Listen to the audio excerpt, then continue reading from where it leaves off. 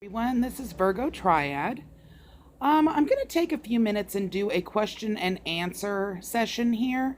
I've gotten several questions via email and via comments with regards to the videos that have been placed up this week regarding ACH, TDA, Federal Reserve, secret account questions that I think at this point really do need to have an answer so that we can move forward into areas that we haven't been able to really take a look at yet with regards to your debt, how those debts can legally be charged off, and how you have been misinformed to think that you've got accounts in places that they're not located.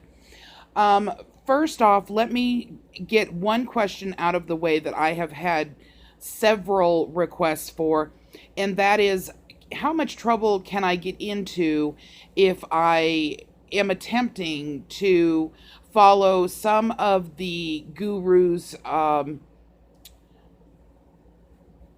ideas in how to reach these secret accounts? So, for example, the process of using the Federal Reserve routing number with the number on the back of your Social Security card or your Social Security number, in order to access the possibility of funds through a merchant or a payment processing service.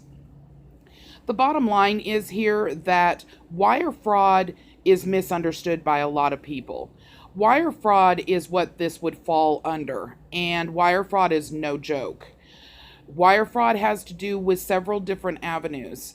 There is wire fraud due to communication services, so anything over the phone, anything that has anything to do with over the internet, any electronic means whatsoever, not just over your cell phones, but by communication by a landline, television, radio communications.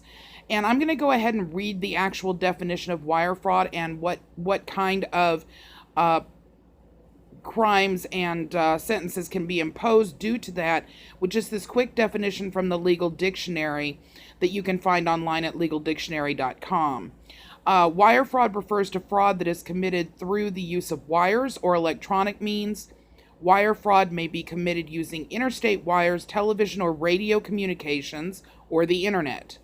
Wire fraud is an intentional act to defraud another individual or entity of his money or property, and is a federal crime punishable by up to 30 years in prison. To explore this concept, consider the following wire fraud definition. Okay, the definition of wire fraud: the crime of using an interstate wire, television, or radio communications, or the internet in order to defraud someone. Okay, now, please understand that going in and saying, but I didn't know what I was doing, is not going to work in this case, because when you intentionally put in an account number or your Social Security number with the Federal Reserve routing number of an account that you do not have knowledge for certain that you have, meaning you do not have knowledge of how much is in there, you do not have knowledge of where it's located, you do not have knowledge as to whether or not your proper information is on it, and you haven't physically received a statement or physically walked into that banking branch in order to open that account, that would wipe out your statement of, but I didn't know. Okay, so claiming that you are innocent upon the credence that you just simply weren't aware that this was something you shouldn't be doing would not fly in this case. Now, please understand, once again, I'm going to reiterate, I don't necessarily agree with this. I'm simply giving you information that is factual, that is legal, factual, and verifiable. I'm not saying that I don't agree with a lot of what the movement suggests or the way things should be. I don't agree necessarily with the way the banking laws are or how the elite are functioning. I'm not advocating for them. I am simply giving you factual, legal, and verifiable information that is accurate so that you don't find yourself unawares and in trouble because you were unaware. Okay, now there's a secondary form of fraud that can be committed. I've heard some of the gurus making statements that you should do things like use a third party, which would be telecheck, for example. With regards to that, not only is that wire fraud, but that is actually the intent to defraud. The reason that I state that is because telecheck, we are now aware, of course, as I told you in the second part of the series, in the second video that's headed telecheck, telecheck will pay out to the creditor and go back after you. That's simply a way of defrauding the merchant out of money, which is then covered by telecheck, and now the defraud comes from telecheck themselves. So please understand, we are talking about money fraud here. We are talking about financial fraud. It is something that will not go unnoticed for any length of time. Now, I understand that many of you have also heard that you can actually go through a place like ADP and or Deluxe and order checks or order a debit card that issues out checks and put that account information with the federal routing number and your social security number in there and use them as actual checks. Well, now we are talking about mail fraud, going through mailing those checks to your creditors to pay off bills would be considered mail fraud, which imposes equally stringent laws and will get you in exactly the same amount of trouble as wiring fraud. Once you deposit one of those checks into an account, it now becomes wiring fraud because now you are using FedWire in the banking system. So once again, there just simply isn't a safe way for you to attempt to use these accounts as they have been described and you've been misinformed of. If you watch my TDA account and watch what they actually are video, you're gonna see that TDA accounts only exist for specific bonds and securities that are sold by the federal government. You do not have an account there that is secret, that is held. That's never been the case. It never probably will be the case. And the accounts that you are looking for are certainly not through the actual Federal Reserve or banking system. Once again, there are legal ways, there are ways that you may not know about to actually charge off debt, but this is not the way. It's absolutely a way to find yourself in a great deal of trouble. So I wanted to first of all go through the legal dictionary wire fraud definition, and now I'm going to go into some of the questions outside of that I have been receiving. So hopefully everybody is going to get some benefit out of those questions that others are asking. Okay, so my first question comes from one of my YouTube subscribers, and they are asking, does the factualized trust allow you to sign your name to pay everything or to pay anything like paying bills or buy things? First of all, as far as I am aware, it has never been something that any of the gurus have suggested that you actually can take out and go and buy a motorhome with, for example. This is not actual, these were never considered actual funds. These were considered ways to discharge debt that got scrambled up in a big ball of mess with a bunch of other information. And it just simply was presented inaccurately, and there was a lot of disinformation that was done on purpose, I believe, in order to try to beta test certain things, to try to figure out a way to get around the system. That's the way that it looks to me. Now, that's just my personal opinion. There are other ways, as I said, that you can legally discharge debt, but they're nothing like what you have been described. So no, factualized trust does not allow you, in this case, to pay bills or buy things. Now, a factualized trust that is a trust that is provided to you by a family member, yes, absolutely. Once it's matured and you have access to it, of course you can at that point. So it completely depends on what your situation is. But in this case, the TDA secret accounts, no, you absolutely cannot use anything through the banking system in order to pay bills or buy things. It simply is not there. It is misinformation that's been provided to you by many different avenues that either don't understand, have gotten inaccurate information, or have scrambled information. The next question is coming from another subscriber, which actually is someone who placed the comment in one of my videos. And they asked me, so for example, if it was a reverse that was done on the account and you paid it off quickly, are you saying that Telecheck will still send you a bill, or is it only if the company does not reverse it directly? Okay, so this is how this would work. In the event that we use our example of Amazon and you issue a check from that TDA account that you thought you had that turned out to not be correct, what would happen depends on how Amazon internally processed that check.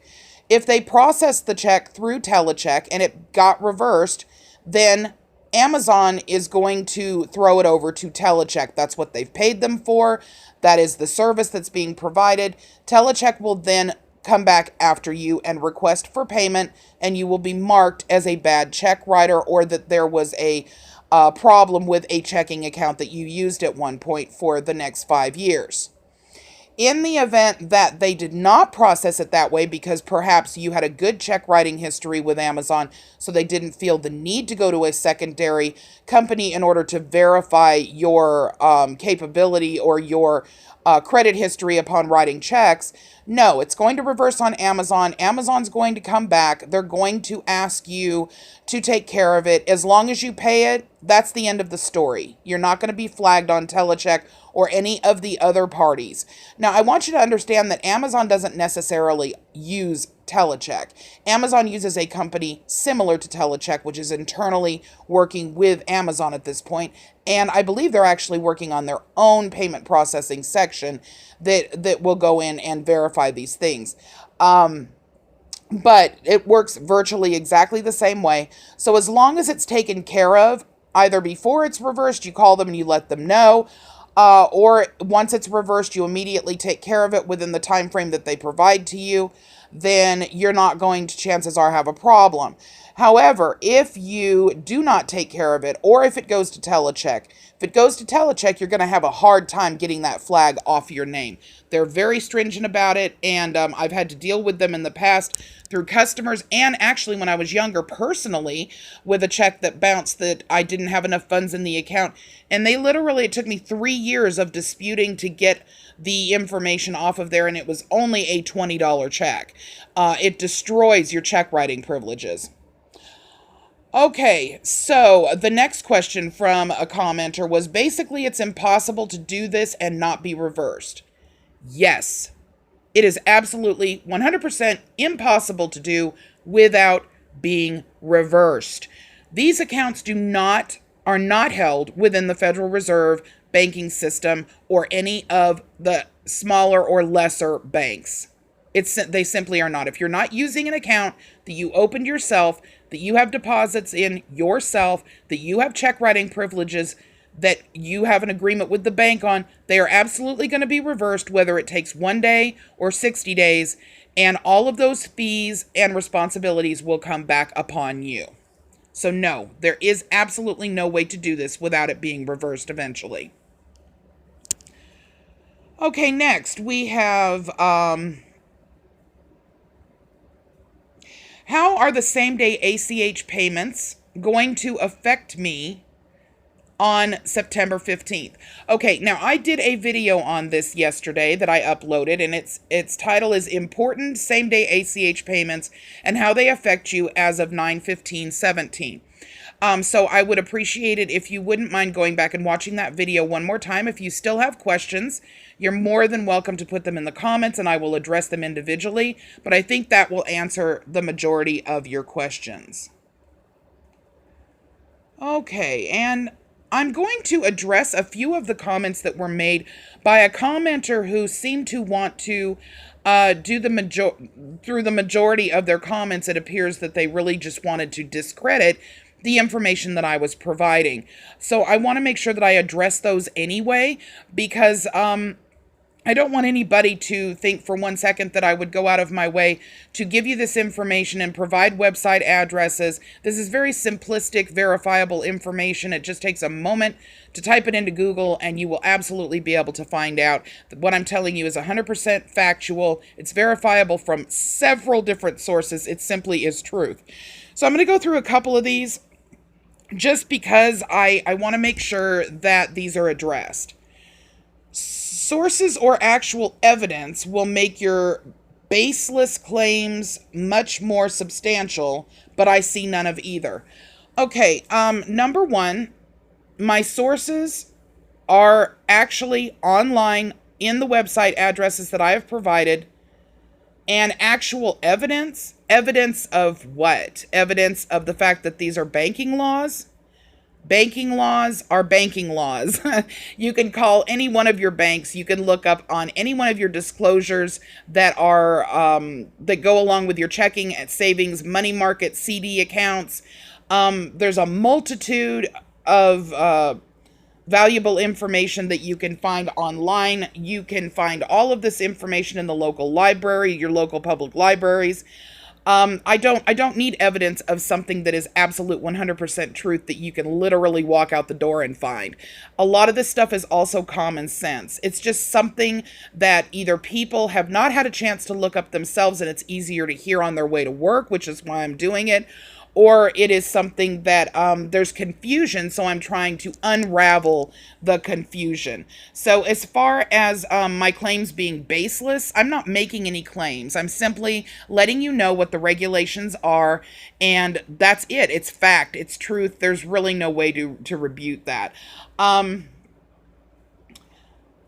Okay, the next comment was, I wonder why people being scammed by fractional reserve banking and unpayable interest on money created out of thin air, ensuring the users are entrapped in escapable debts, are a problem. Okay, I 100% agree with that analogy. I also do not like the banking regulations as they are right now. I think it's unfair. I don't like the fact that somebody can, anything over $5, you can charge a $40 non-sufficient funds fee for. I think that that's complete and total theft, and I don't agree with it. It doesn't really matter. The fact is, they legally can do it. We legally have to deal with it. And so once again, all of my findings and my research and what I'm providing to you are simply fact. It doesn't mean that it's right or I agree with it. It just means it is what it is. Okay. Let's see. What is the next one here?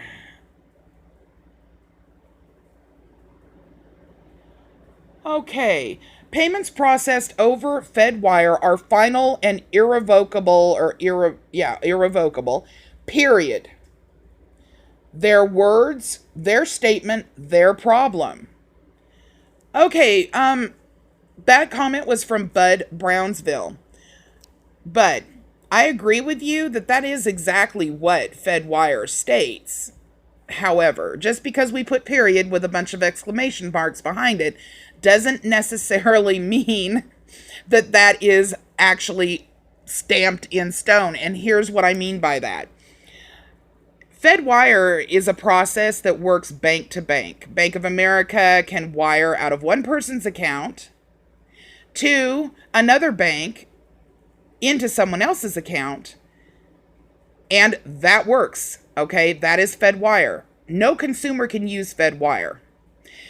The reason why an ACH debit would end up in the wiring system to begin with is because people are putting in Federal Reserve wiring numbers and everything is automated right now. So technically, you're putting in a number that you don't have the right to be putting in because the Federal Reserve is not government owned, it's privately owned entity. So once you're on the FedWire system, you're now dealing with wire fraud. But guess what? It doesn't even matter, because before that, you were still dealing with wire fraud. Anything having to do with giving a payment over the phone, person to person, over the phone landline, over the phone cell phone, making a payment by cell phone app, making a payment over the internet. It makes no difference. It's still considered wire fraud. It also is something here that I need to make sure everybody understands.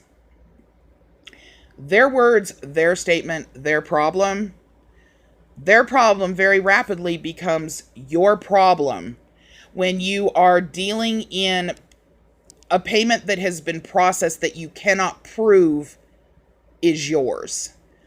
And there is absolutely no proof that anyone has been able to obtain, because these accounts do not exist within the Federal Reserve Bank or our structured banking system.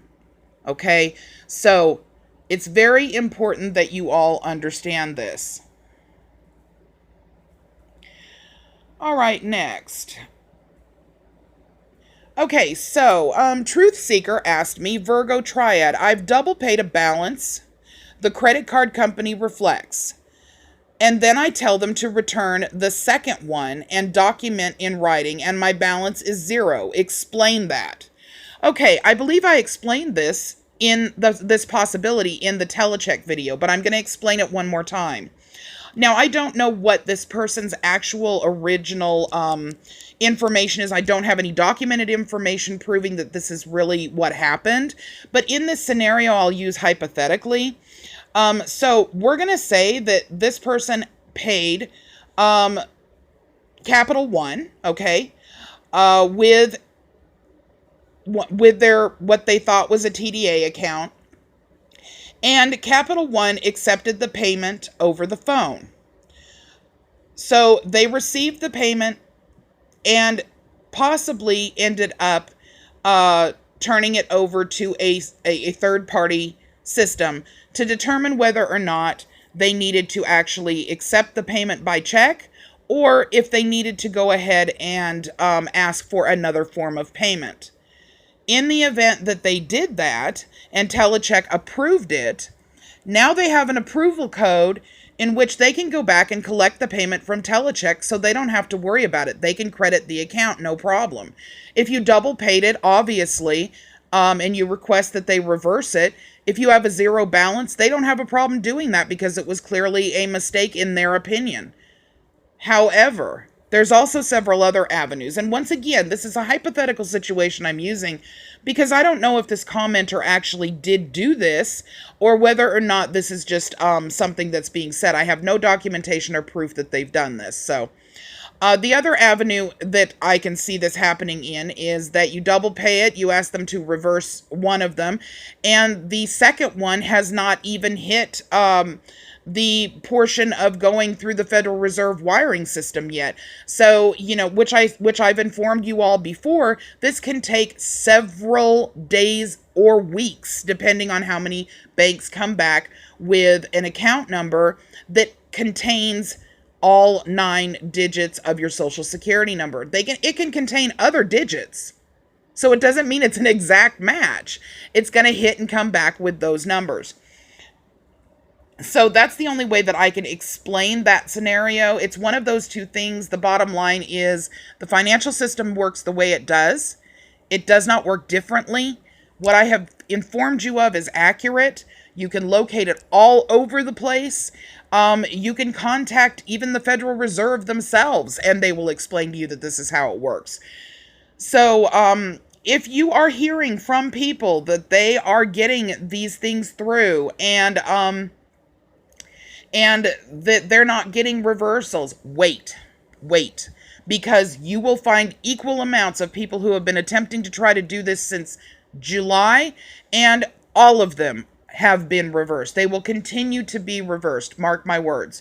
This is not something where I have an opinion about it, or it even needs to be disputed, because it's inevitable. These accounts are not held within the Federal Reserve banking system or in lesser banks. They simply are not there. Okay, another one from Truth Seeker. I also checked the terms and conditions, and there is no such thing as provisional credit or good faith credit. Listen, provisional credit is a business banking term. What that means is that you are given provisional credit every time you make a payment. It does not matter. It doesn't have to be in terms and conditions of any merchant. It's simply a banking term. I'm going to give you an example again. When you walk into Walmart and you write a check, if it is directly coming out of your checking account, you are still being given provisional credit for the time frame that it takes to get out of your account and into their account. If you go into a old-fashioned thrift store and you write a check, it may take a week to process through your bank. During the time that they have from the time they've accepted the check to the time they've received the funds from your bank in their bank and the transaction is closed out, that is provisional credit. Provisional credit simply means that it is temporary. The credit is temporary until they know otherwise. They either are going to receive the funds or they're going to receive a reversal. And in that case, it is all temporary until there's an absolute. So provisional credit is provided to every form of payment, technically, to every merchant, and in turn to you. When you receive your payroll check, it's provisional credit that's in your account when it states pending until your paycheck actually posts. Okay? So, once again, provisional credit, it just means temporary. It's a banking term. It is not going to be found within your actual terms and conditions of your credit card company or terms and conditions of Amazon. So I apologize if there was a misunderstanding there. But the truth is, everybody's provided provisional credit all the time, daily. Simply means temporary. Okay, one more from Truth Seeker that I think is important, and it also verifies account number, and the Fed denies these accounts exist. No, it does not verify account number. This came off of my ACH video comments, and basically what this person is stating is that because of the fact that it has processed, and let's say that you go through the Federal Reserve wiring system with their routing number, so they are now having to locate the account, and they find several banks that contain your Social Security numbers, all the 9 of those numbers, within some of their accounts. Some of these accounts haven't even necessarily been issued out to customers as viable checking accounts yet, okay? That's the same as claiming this statement here of it verifying the account number is complete bogus. It doesn't make any sense, because I could use the account number 1 through 9, and you're going to find hundreds, if not thousands, of accounts that are going to contain that number. Okay, and that's like saying, oh well, I can just use 1 through 9 then. Obviously, all of the numbers are 1 through 9. It just, it just is ridiculous, the idea that just because your numbers are within an account number, of course they're going to be within an account number. They're 1 through 9. So, yes, it verifies account numbers in terms of verifying that your Social Security number has numbers, and that's all that it verifies. In reality, if your account information is not on those checking accounts, meaning your name, your driver's license, your address, your personal information is not linked to that account number, it's not yours. It's not going to get paid. It's going to get reversed, and it verifies actually nothing. Absolutely nothing at all. Okay, so those are a few of the things that have popped up that I wanted to go ahead and address. Now, Now, as far as I've been getting a lot of questions with regards to writing off debt, how do we go about doing it?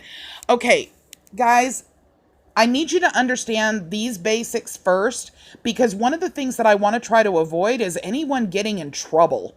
This is the reason why I'm going through all of this in the videos currently, is to help everyone understand that they've got to stop listening to the hype.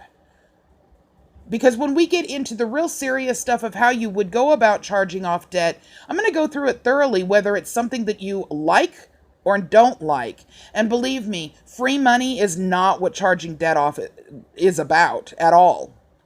Okay? So please forgive me for going a little bit slower than what I know everybody wants. I want you to understand thoroughly, I don't want people getting hurt. People are at a point now to where they're struggling enough. The last thing that you need are a bunch of non-sufficient funds charges and then possible legal problems, or someone showing up at your door questioning why you're trying to write off a $10,000 debt with an account that doesn't exist. So I hope that you all understand that. I hope you all have a great Friday. I will be doing a video over the weekend that will post probably Sunday night on more information that is going to be pertinent to learning debt charge-off strategies. And if you have more questions, please feel free to put them in the comments and I will address them. Thank you so much and have a good afternoon, y'all. Bye-bye.